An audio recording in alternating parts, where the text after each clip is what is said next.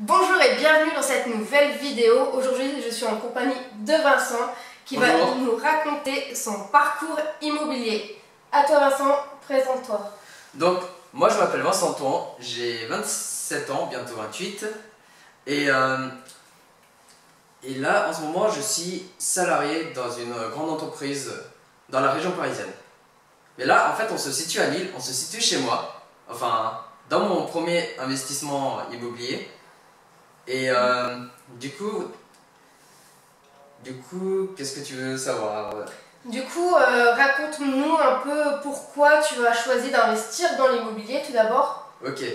Pourquoi j'ai choisi d'investir dans l'immobilier? Parce que j'ai fait des formations, j'ai vu que l'immobilier, en fait, c'était un des piliers qui permet de s'enrichir au lieu de s'enrichir beaucoup plus vite que quand tu es salarié.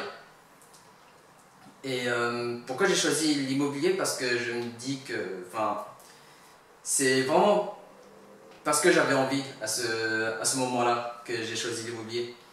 Parce que tu t'intéresses aussi à l'indépendance financière. Ouais. Et tu as vu que ça pouvait t'apporter énormément de choses. Oui, je me suis beaucoup intéressé à l'indépendance financière, surtout quand j'étais dans une période de chômage. J'ai fait 9 mois de chômage. D'accord. Et pendant ces 9 mois, donc, j'ai touché uniquement que le RSA. Et donc, dans ma tête, forcément, je devais être plus riche. Ouais. Je détestais ma situation, surtout quand tu as tes parents qui te disent mais alors ils sont où tes boulots là? Où est-ce que tu trouves? Et donc c'est comme ça que je me suis intéressé à l'indépendance financière, à parcourir des blogs. Ouais. Et en fait dans ma tête c'était vraiment ne plus jamais revivre ça. Ouais. Que je me suis intéressé à l'immobilier, que je me suis intéressé surtout à l'immobilier parce que pour moi je trouvais qu'il y avait du concret. D'accord. C'est surtout grâce à ta situation précaire finalement que tu as eu ce déclic.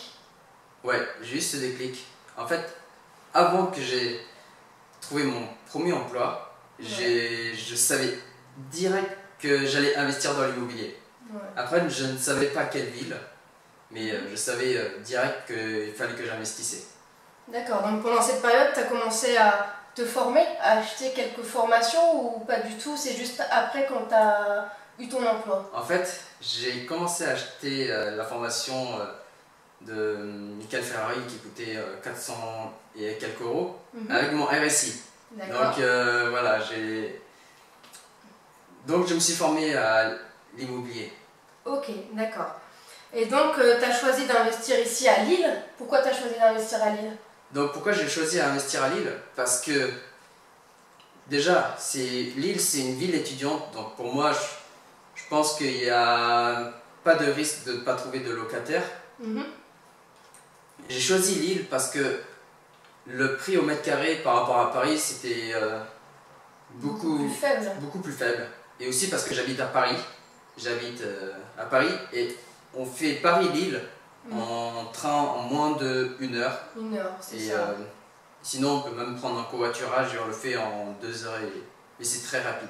Donc ici c'est assez rapide par rapport à l'endroit où tu vis, si jamais il y a un problème par rapport à tes investissements ou autre. C'est ça, ouais. D'accord. C'est une de mes choix qui s'est porté. Mon choix s'est porté sur Lille parce que c'est vraiment à côté de Paris en termes de transport et de temps. Et c'est vrai que c'est une ville étudiante, donc il y a beaucoup de demandes. On est en zone tendue, il y a énormément de demandes puisqu'il y a beaucoup d'étudiants surtout. Donc comment tu as fait pour trouver cet investissement? Donc pour trouver cet investissement, donc en fait au début j'ai fait pas mal de visites, mais je ne savais pas ça, je ne savais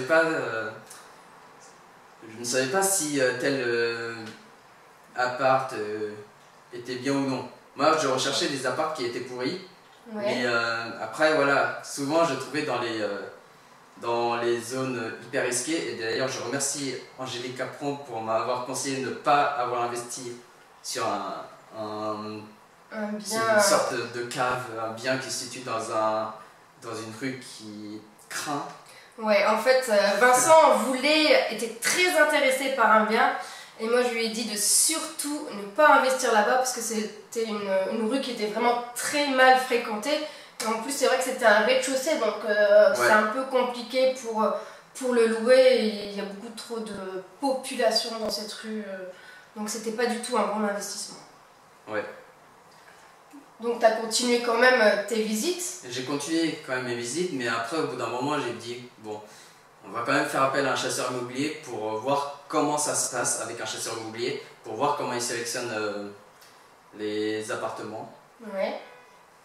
Après... Du coup, il t'a expliqué comment il faisait, le chasseur immobilier? Ouais, il m'a expliqué comment il faisait. Bon, en fait, c'est lui qui va à ma place faire des visites et il fait des comptes rendus. D'accord. Donc du coup, tu recevais des mails avec des photos, avec le prix qui était indiqué, et peut-être que lui, il pouvait chiffrer à peu près les travaux? C'était ça, oui. D'accord. Après les travaux, je chiffrais aussi moi-même dans ma tête en disant que c'est à peu près du 700 € le mètre carré pour les travaux. Ouais, c'est 700 voire 1000 € le mètre carré quand c'est des grosses rénovations. Ouais, c'est ça. Donc du coup, il t'a proposé ce bien, tu es venu le visiter? Oui. À la base, il était affiché à quel prix? À la base, il était affiché à... Je pense qu'il était affiché à 80 000 €. 80 000 €? Oui. D'accord. Puis on l'a baissé à 71. 71 000 €. Oui. Donc 9 000 € en moins. 9 000 € en moins. Ok. J'aurais pu faire plus, je pense, mais bon, ça, c'est mon premier investissement, je me disais, on va être raisonnable. T'as peut-être trop fait confiance aux chasseurs. Ouais, j'ai peut-être trop fait confiance aux chasseurs. Ouais, je pense aussi. Donc après, il y a les travaux. Combien t'as payé pour les travaux? Les travaux, j'ai payé en tout 24 000. 24 000 €. Oui. Sachant que ici, tout a été refait. Il y a la salle de bain qui a été refaite. Tout a été refait en fait. Avant, ce n'était pas aussi blanc que ça, ce n'était pas aussi lumineux. Là, il n'y a pas de lumière, on n'a pas mis de lumière et pourtant c'est très lumineux. Parce qu'en fait, on se situe au dernier étage avec une belle vue, tu as le soleil qui traverse comme ça. Ouais, c'est une lumière traversante en fait. Ouais. C'est pour ça qu'il y a énormément de lumière et il y a pas mal de fenêtres ici. Donc, d'ailleurs, si vous voulez, on le fera visiter un petit peu tout à l'heure. Tu veux bien? Moi je veux bien. Allez, c'est parti, on fait. Donc en tout, t'as payé combien de tes travaux? 24 000 24 000, plus ouais. 71 000. Donc ça fait 95 000. Bon, après, ouais, plus les frais de notaire, tout ça, ça coûtait... J'ai emprunté à la banque 108 000. 108 000 €, d'accord. Et t'as pas eu du tout de problème pour avoir ton prêt immobilier? Tout s'est très bien passé? Ou c'était un petit peu compliqué? C'était un petit peu long, on va dire. C'était vraiment long. Parce que, bon, j'ai fait appel à deux banques. Une banque, j'ai démarché un courtier et j'ai fait appel à ma banque principale qui est Crédit Agricole. Et en fait, c'est la deuxième solution que j'ai choisie. Parce que en termes de mensualité, c'était beaucoup moins élevé que par rapport avec c'était beaucoup moins élevé, c'est-à-dire par rapport au taux? Le taux était moins élevé ou... Il y avait le taux qui jouait. Ouais. Et c'était... Et peut-être, souvent, quand tu fais un investissement, le conseil, en tout cas que moi je donne, c'est de surtout prendre le plus long possible pour diminuer tes mensualités. J'ai pris un prêt à 25 ans, alors que l'autre il proposait un 20 ans. Voilà, c'est ça. Et aussi, si je me rappelle bien, l'autre voulait que je sois résidence principale. Bon, ça on peut toujours contourner, mais avec mon conseiller, ma conseillère chez Crédit Agricole, elle a compris très vite que c'était un investissement locatif et elle a quand même accepté. Souvent on dit à des personnes qu'il faut être propriétaire d'une résidence principale. Et voilà quoi, c'est... Et il me semble aussi que tu avais eu une autre proposition, mais là il fallait que tu mettes de l'apport. Ouais, il y a aussi ce côté-là, de mettre un apport beaucoup plus conséquent sur la banque qui a été démarchée par un courtier. Voilà, c'est ça, exactement. Parce que moi, c'est un peu l'erreur que j'ai faite pour mon premier investissement. J'ai mis un apport, alors j'aurais pas dû faire cette erreur, mais bon, ça a été fait, tant pis, maintenant on fait avec.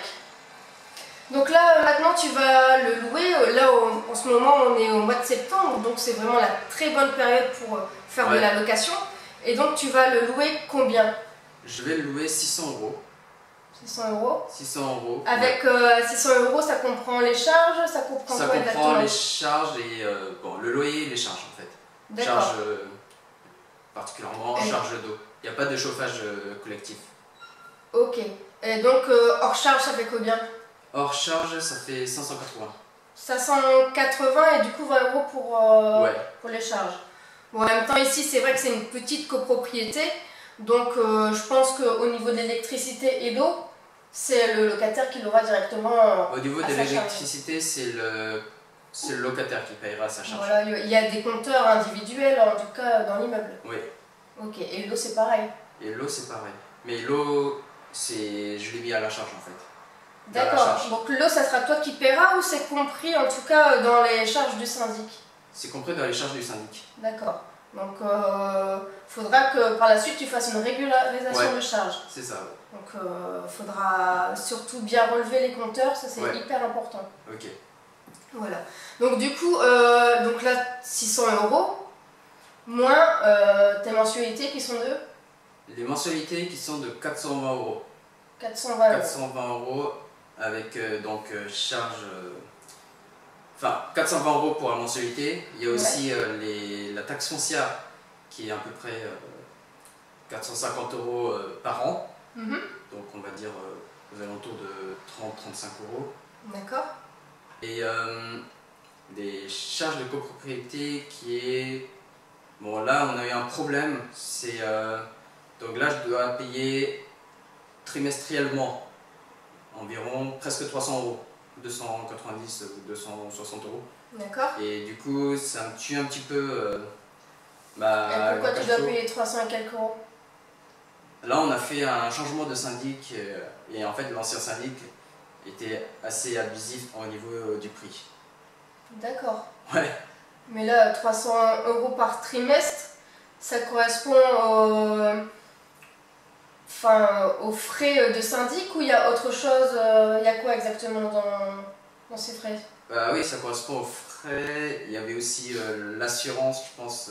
Ouais, l'assurance de l'immeuble, ça c'est très important. Et le pire, c'est que, avant, je vais vous raconter un truc. On a eu les travaux ont duré 6 mois. Et il y a eu un moment mon plafond qui s'est effondré parce qu'il y a eu des fuites dans la toiture. Et ça, en fait, on devait faire intervenir on devait faire intervenir le syndic, tout ça. Sauf que le syndic n'avait pas d'assurance. L'ancien syndic. Et après, entre-temps, on a changé de syndic, on a repris une assurance. Enfin, c'est une des copropriétaires qui a repris une assurance. C'était vraiment le bordel. Ouais, j'imagine. L'assurance de l'immeuble, c'est la priorité lorsque tu payes tes charges de copropriété. Normalement, le syndic, il doit payer tout. D'abord, c'est l'assurance de l'immeuble, parce que c'est jamais ce qui peut arriver. Et normalement, c'est la seule chose qu'il doit payer au début, en tout cas. Oui. Et les autres factures passent après. Enfin, c'est pas 300 euros la charge de copro, mais en fait, c'est étalé en fait. Tu payes. Parce que là, les travaux ont déjà été faits, donc du coup, l'argent, tu as dû déjà le donner. Oui. D'accord. Bon. Donc, du coup, par rapport à tout ça, ça te fait quand même une bonne rentabilité si tu déduis du coup les travaux qui sont à effectuer. Oui, parce que comme je vais mettre en régime en LMNP meublé en régime réel, je vais faire de l'amortissement des murs et aussi déduire les charges comme les travaux, plein d'autres trucs, charges de copropriété, même, tu peux faire inclure. Et du coup, ça me permettra de ne pas payer d'impôts. C'est ça. À mon avis, tu ne vas pas payer d'impôts pendant très longtemps années, puisque déjà 24 000 euros de travaux que tu as effectués. Après l'amortissement, la taxe foncière, le syndic, tout ça, ça se cumule. Et les meubles aussi. Les meubles aussi, si tu as bien gardé toutes les factures, tu vas pouvoir les déduire. Donc c'est super avantageux. C'est ça. Donc est-ce que tu es content aujourd'hui de ton investissement? Est-ce que tu as envie de continuer dans l'immobilier? Là en ce moment, j'ai envie de prendre quand même une grande pause sur l'immobilier parce que je sais que j'ai fait des erreurs j'attends de voir comment ça va passer avec mes locataires qui ont un profil assez atypique. Et voilà, j'attends de voir comment ça se passe. Mais je me dis, on va attendre 1 an et on va repartir sur des bases saines en 2019-2020. D'accord. Si je continue l'immobilier. Parce que là, en fait, en ce moment, je suis sur un autre projet. Enfin, là, je suis sur la crypto-monnaie et je suis aussi sur un autre projet qui consiste sur le blogging, on va dire. Sur le blogging, j'ai envie de développer, par exemple, la course à pied minimaliste. J'ai envie de parler autour de ce sujet-là. D'accord. Donc aujourd'hui, bon, tu as décidé de t'arrêter sur l'immobilier parce que tu as fait des erreurs surtout. Ouais, j'ai fait des erreurs. Et tu penses que ces erreurs sont dues à quoi? À peut-être le manque de formation, peut-être que la formation que tu as achetée, peut-être qu'elle te correspondait peut-être pas, que c'était peut-être pas assez concret, ou peut-être que tu as trop fait confiance justement à ce chasseur immobilier. En fait, il y a un peu de tout. Ouais. J'ai fait beaucoup trop confiance à mon chasseur immobilier. J'ai aussi... il est quand même très bien, le chasseur immobilier, j'en veux pas, enfin il est très très bien. Mais j'ai quand même fait beaucoup confiance à lui. J'ai aussi beaucoup fait confiance aux formations, alors qu'il y a quand même quelques coquilles vides. Et j'espère que dans le futur, il y aura une formation beaucoup plus complète, par exemple, sur comment choisir un bon locataire. Ouais. Enfin, je le dis parce que c'est une experte en... Alors, il vous dit ça parce que tout à l'heure, alors déjà, je suis en train de préparer pour l'avenir justement une formation sur comment avoir 0 impayé. Et tout à l'heure, on parlait justement de son futur locataire. Et je lui disais que moi, personnellement, en tout cas, je ne l'aurais pas pris. Mais bon, après, il fait ses choix, c'est un gros garçon. J'espère en tout cas avoir tort, c'est tout le mal que je lui souhaite, mais j'espère vraiment avoir tort. Moi j'espère que ça va bien se passer, voilà. J'espère aussi pour toi. Donc écoute, on te souhaite plein de bonnes choses pour l'avenir. Ouais, merci.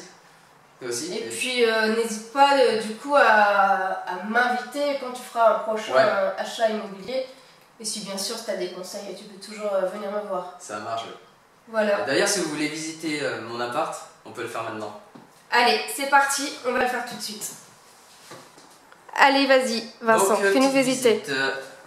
Bon, en fait, là, on se trouve dans la salle à manger, dans le salon.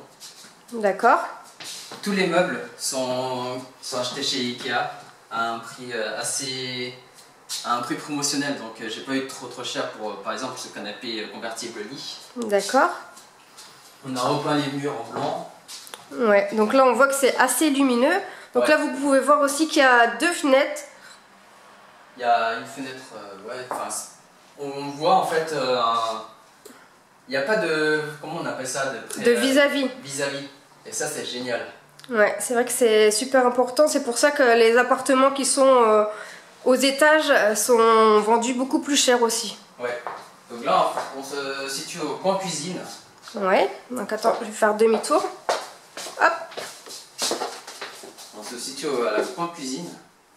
Et qu'est-ce que je peux dire? Donc ça a été fait ça a été mis dans les travaux. Ouais, ça a été fait par l'artisan. Tout est neuf ici. Tout est neuf, ouais. Donc là, ça sera le cumulus et aussi on peut mettre la petite machine à laver. Ouais, c'est ça. On peut mettre ici, on peut raccorder une petite machine à laver. Voilà. Donc les locataires ici ils peuvent mettre un petit rideau pour ne plus avoir accès. Voilà, donc là on reva dans le salon. Donc ici c'est la chambre. Ici c'est la chambre. Pour l'instant, il y a aucun bruit, mais les locataires ils vont ce dimanche. Et du coup ils auront tout ça comme chambre. Voilà. Donc ici tout est meublé. Et là il y a un petit interphone. Là un petit interphone qui ne marche pas parce que c'est le syndic. Il ne fonctionne pas pour l'instant, bah tant pis. Tant pis. Il descendra le locataire pour ouvrir la porte. Donc là toilette. Bon on va pas les voir dans le toilette. Hein. Hop. Et ici. Ici c'est la salle bain. Donc la douche. Refait à neuf aussi. Donc là on voit que c'est une très grande douche. Ouais, une très grande douche. Elle est vraiment sympa. Un lavabo la très vasque. sympa. Coucou. Et voilà. Ouais, Et on a aussi une sèche-serviette. ouais. Ok, bah super. Merci beaucoup Vincent pour cette interview. Merci. Et Merci. puis on se dit à bientôt. On se dit à bientôt, ouais. Et si vous êtes intéressé par l'immobilier, vous pouvez télécharger mon livre Vérifier la solvabilité du locataire. À bientôt. À bientôt. Salut. Salut.